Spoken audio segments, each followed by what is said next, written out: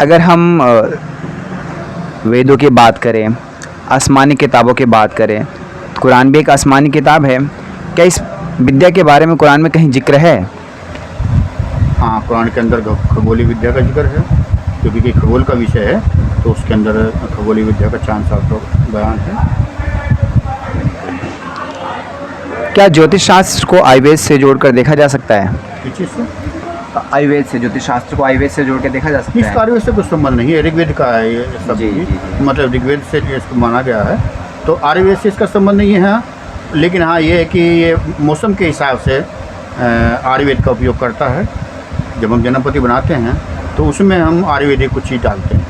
मतलब इसका क्या उपाय होगा? वो ये है कि इसके माध्यम से हम ये तो जान जाते हैं कि इस व्यक्ति की ये तासीर होगी, इसका ये स्वभाव हुआ इन ग्रहों के अनुसार, और उस स्वभाव को शुभ वाले को बढ़ाने के लिए और अशुभ वाले स्वभाव को घटाने के लिए या तो हम प्रत्यक्ष में उसको समझाते हैं, इसका ये उपाय हो सकता है। हाँ, ये इसका मतलब इस तरह की सावधानी आप बरतें। और या फिर उसके अंदर जो मंत्र आदि होते हैं वो इसी प्रकार से बनाए जाते हैं वो कि जो मानव का शरीर है, वो पंच तत्व का जो शरीर है, उस शरीर को कौन सी चीज़ प्रभावित करेगी। जैसे मान लिया आज चलन में कुछ शब्दों को कह दोगे तो आदमी बिल्कुल जल जाएगा, एक वर्ग विशेष आदमी बहुत गुस्सा आ जाएगा, एक वर्ग विशेष बहुत खुश हो जाएगा।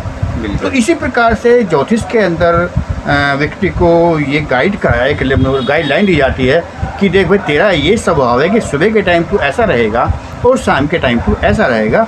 ये इन ग्रहों के ग्रुप से पता चलता है हमें कि जो देवता ग्रुप के ग्रह हैं वो 12 बजे तक इतना काम करेंगे और 12 बजे के बाद में ये कम होकर के ये अशुभ वाले ग्रह काम करेंगे। आपने देखा होगा कि जितनी बड़ी भी आसुरी शक्तियाँ हैं वो शाम के टाइम ज़्यादा पनपती हैं। कई लोग शराब पीते हैं, कई लोग बुरे विचार रखते हैं, तो ये सब शाम के टाइम होता है। इसी प्रकार से ज्योतिष के अंदर जो महीना होता है उस महीने को 2 पक्षों में ले लिया है, एक शुक्ल पक्ष और एक कृष्ण पक्ष, जिसको कृष्ण पक्ष को बदी पक्ष और शुक्ल पक्ष को शुभ पक्ष कहा जाता है, जिसमें अधिकांश जो जानकार हैं वो शुभ पक्ष में, शुक्ल पक्ष में ही ज़्यादा कार्य करते हैं। शुक्ल पक्ष में ज़्यादा कार्य करते हैं। जब ज्योतिष शास्त्र की बात चलती है तो इसमें सूर्य का क्या स्थान है? मुख्य रूप से प्रकृति में जो सूर्य का स्थान है वो शायद किसी और वस्तु का नहीं है, क्योंकि अगर सूर्य नहीं निकलता है तो सब संसार एक तरह से मृत प्राय या सोता हुआ होता है। सूर्य निकलने के बाद ही सब में एक जागृति आती है। इसी प्रकार से जो हम ज्योतिष के अंदर 9 ग्रहों का उपयोग करते हैं वो भी सूर्य की किरणों से ही चमकने वाले हैं। जब वो सूर्य किरणें उसके ऊपर पड़ती हैं तो वो फिर धरती पर रहने वाले जीवों को, वस्तुओं को प्रभावित करती हैं। ये वाक्य मेरा खुद का है। एक बार की वाक्य है, एक बार मैं मस्जिद में गया, जो वहाँ के इमाम और कारी हैं जिनकी उम्र लगभग 60 से ऊपर है, जो कि पेशे से हकीम भी है। उनसे ताबीज़ के सिलसिले में मिलना हुआ। उन्हें कहा कि जब नया चाँद निकल जाए उसके 2-3 दिन बाद आना, तब आपकी ताबीज़ बन जाएगी। ये नया चाँद से क्या मतलब है? इससे तो यही मालूम पड़ता है कि मुस्लिम में भी मुहूर्त यानी शुभ और अशुभ है। दरअसल मैं अभी आपके प्रश्न का उत्तर से दे चुका हूँ। जिस प्रकार से दोपहर के टाइम का जो टाइम होता है वो शुभ वाला टाइम होता है। शाम जैसे सूरज ढलता है तो वो थोड़ा उतना शुभ वाला नहीं होता है। काम तो सब होते ही हैं। हम भी पुराने टाइम में तो पतरा दोपहर के बाद नहीं खोलते थे, अपने पंचांग को, अपने को इसको नहीं खोलते थे। अब क्योंकि किसी टाइम भी आदमी आ जाता है तो उसी टाइम पे हमें खोल के उसको बताना होता है, पत्र दिखाना पड़ता है। हाँ जी। ऐसी जो मैंने अभी 2 पक्षों का जिक्र किया है, शुक्ल और कृष्ण पक्ष का जिक्र किया है, तो शुक्ल पक्ष का मतलब शुभ से कहा है, तो इसमें जो कार्य होंगे अधिकांश वो शुभ ही होते हैं। हालांकि तिथि और नक्षत्रों के एक योग से भी कुछ योग बनते हैं कि शुभ वाले टाइम में भी, जो हमारे 15 दिन का टाइम है, उस टाइम में भी कुछ अशुभ कार्य होते हैं, लेकिन वो योग दिखाते हैं नक्षत्र और ग्रह। बिल्कुल। हाँ, इसके अलावा भी जो कृष्ण पक्षीय कार्य हैं वो अशुभ कार्य होते हैं। आप देखेंगे कि अमावस्या के टाइम पे, जब अमावस्या होती है, समुद्र शांत होता है। अमावस्या के टाइम पे समुद्र शांत रहता है। बिल्कुल। और जब पूर्णिमा होती है तो समुद्र में उछाल आता है। तो इन ग्रहों का तो ये प्रभाव भी आप देख सकते हैं। ज्वार भाटा जिसे कहते हैं, पढ़े लिखे लोग सभी कहते हैं, जानते हैं कि ये भी प्रकृति में हलचल होती रहती है और वो भी ज्योतिष गणना के अंदर ही आती है। और कई बार हमें कई बार ऐसे लोग हैं जो पूर्णिमा जिनके लिए अच्छी नहीं होती है, उनको पूर्णिमा के हम बचाव बताते हैं कि तुम्हें इन दोनों ये सावधानी बरतनी है। और जिनके लिए कृष्ण पक्ष का जो अमावस्या आती है उसके आसपास का टाइम होता है कि भाई इन चीज़ों से बचना, तो वो बताते हैं। और इसके साथ भी एक चीज़ और है,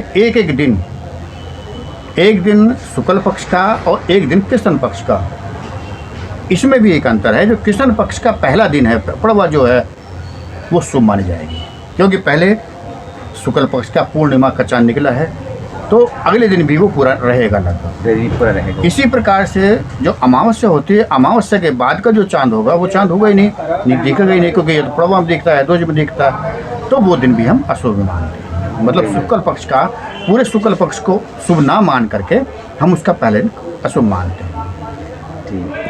जब मैं आपके बारे में मैं लेख पढ़ रहा था तो आपके बारे में मैंने पढ़ा कि आप गोरक्षा आंदोलन से भी जुड़े हुए हैं, इसके बारे में कुछ जानकारी दीजिए आप। देखो, मेरा तो सभी पशु पक्षी से प्रेम होता है, और आज भी मेरे उपायों में सभी पक्षियों को जिस प्रकार का पक्षी है उसी प्रकार का मैं अन्न बता देता हूँ, दाल बता देता हूँ। और व्यक्ति विशेष से ज़्यादातर मेरे जो पशु पक्षी या जो इस संसार में जिनको आवश्यकता है उनकी पूर्ति के लिए मेरे उपाय होते हैं। तो गोरक्षा आंदोलन से मैं इसलिए जुड़ा हुआ था, उन दिनों 80 के आसपास की बात है, और 80-84 के बीच में मैं कई बार इस आंदोलन में जेल भी गया हूँ। एक गाय एक ऐसा पशु, उस टाइम पे आपकी गाय का अंतर है, जब से दूसरी नस्ल की गाय आई हैं तब से अंतर है, तो उस गाय की संरक्षण, उसकी सुरक्षा बहुत ज़रूरी थी। जो हमारी देसी गायें, जो हमारी देसी गाय होती थी, तो वो इतना दूध नहीं देती जो आप देती हैं। अब तो अच्छा तुम 50 किलो दूध काट लो, पानी पिलाते हो, दूध काट दे लो, बदबू भी होती है। जैसे वो जो अमृत होता था, उसके अंदर सोना होता था, जिससे पुरुष शक्ति बढ़ती थी। जो पुरुष की जो पुरुष शक्ति है वो गाय के दूध से बढ़ती है। इसलिए इस आंदोलन में मैं जुड़ा हुआ था। वो उन दिनों सर्वोदय का आंदोलन था जी। तो उसमें हमारा राधा कृष्ण बजाज जी थे, और आपके चिपको आंदोलन के सुंदरलाल बहुगुणा साहब थे, बहुत सारे बड़े बड़े लोग थे, आचार्य राम मूर्ति जो बिहार के शिक्षा मंत्री थे, सब हमसे जुड़े रहे थे गोरक्षा आंदोलन से सब। बिल्कुल। यानी अगर हम गाय की स्थिति की बात करें तो आज पूरे भारतवर्ष में जो हमारी देसी गायें हैं उनकी नस्ल लगभग ख़त्म होने वाली है। हाँ, इस ख़त्म के पीछे एक राज अलग रहा है कि आदमी तथ्यवादी हो गया है, आदमी मूल्यवादी नहीं रहा। अगर गाय 20 किलो दूध दे रही है तो उसको अच्छी लग रही है, उसको अच्छी लग रही है। देसी गाय बहुत खिलाओ, कितना पिलाओ, 7 किलो दूध से ज़्यादा नहीं दे सकती, 3 किलो दूध उसका औसत होता है। बिल्कुल। और जबकि वही दूध जो है हमारी मानव माता जाति के लिए अच्छा होता है, जो हमारी देसी गाय। हाँ, जो देसी गाय हैं। इसके अलावा तो अब मुझे लगा आधा भारत दूध को पीता भी नहीं होगा, नहीं पीते। जो किसी भी जाति के लोग, चाहे मुसलमान हो चाहे हिंदू हो, इन गायों का दूध नहीं पीते। जो वर्तमान जर्सी गाय जो आ रही है, हाँ, जो ये गाय अमेरिकन गाय बोलते हैं, अमेरिकन गाय, जर्सी हाँ, गाय, इन गायों का दूध नहीं पीते। बिल्कुल। तो गौरक्षा का आंदोलन अभी भी जुड़े पड़े हैं या फिर नहीं? अभी हम जुड़े हुए तो हैं। मीटिंग में अभी जो हमारी होती, गांधी आश्रम के अंदर मीटिंग होती है, उसमें हम जाते रहते हैं बीच बीच में। लेकिन क्योंकि पहले जो हमारे साथ जुड़े हुए लोग थे वो अच्छे घरानों से जुड़े हुए थे, और वो जज्बाती नहीं थे, वो मूल्यवादी लोग थे। मूल्यवादी लोग अब जो इसमें जुड़ते आ रहे हैं हमारे कार्यक्रम में, तो उसमें वो देखते हैं कि इसमें क्या लाभ होगा। अब वो लाभ वाली चीज़ तो होती नहीं।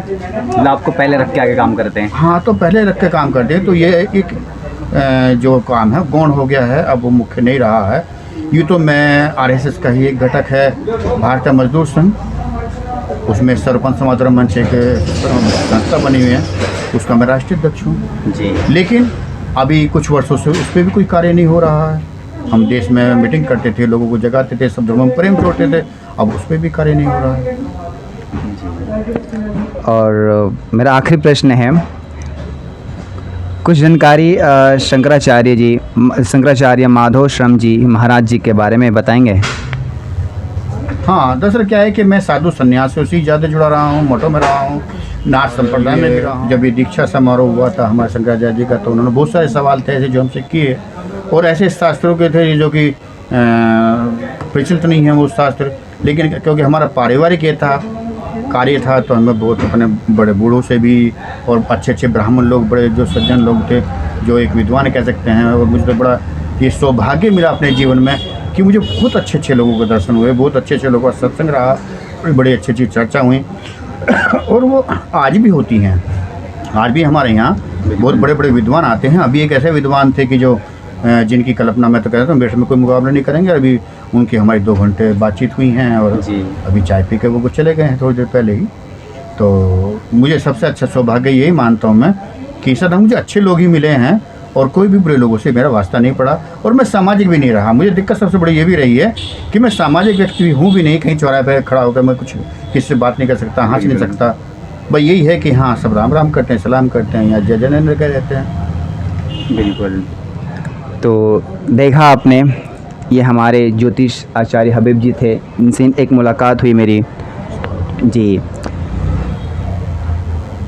आपने मेरा नाम आचार्य हबीब तो सुन लिया जी।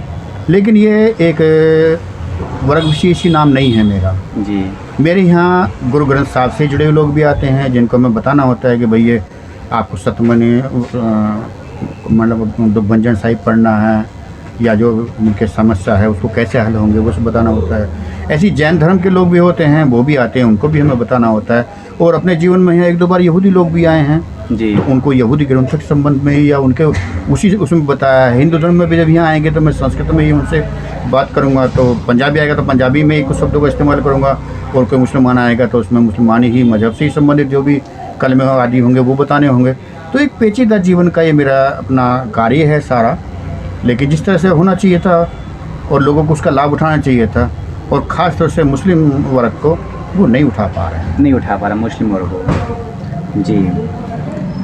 तो अपने सवाल जवाब को यहीं पे हम विराम करते हैं और मेरा खुशनसीब हूँ कि मैं आचार्य ज्योतिष हबीब जी से मेरी एक मुलाकात हुई। धन्यवाद।